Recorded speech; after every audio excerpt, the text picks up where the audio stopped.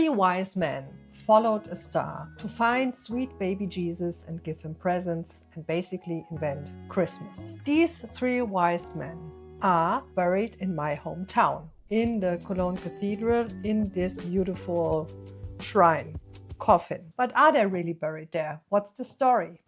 The story begins with a young woman of about 70 years old. I'm talking about Helen, the mother of Emperor Constantine I, who went on a pilgrimage in the year 326-ish to Palestine. And there she found, allegedly, the remains of the three wise men. In the year 1162, the remains were brought to Cologne. When the bones arrived, there were parties and celebrations, and then the pilgrims came. And the church where the bones were showcased became too small. Because of this, they needed a new church. This is why the Cologne Cathedral, which is now a World Heritage Site, was built in the first place.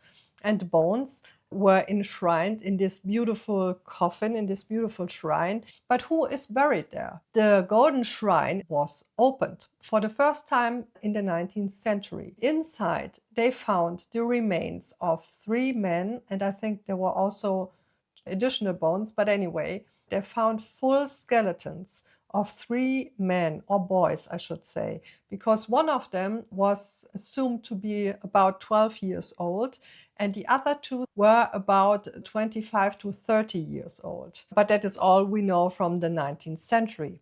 In the year 1979, they opened the shrine for a second time. This time they checked the cloth the bones were folded into, and they discovered that this cloth is from the 2nd or 3rd century, from an area that is today's Syria. After this, the bones and the cloth was never checked again. The church in charge, and I'm paraphrasing now, says this is a matter of faith and not of science. Therefore, these remains will not be re-examined. And if you look on how they are buried in this golden shrine, it is very obvious that this is a matter of faith. On the other hand, I'm curious. Are these even men? And are these three holy men? Or are these street vendors? Or milkmaids?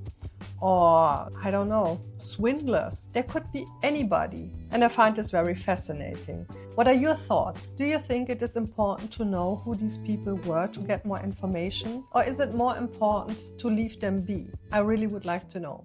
Thank you so much.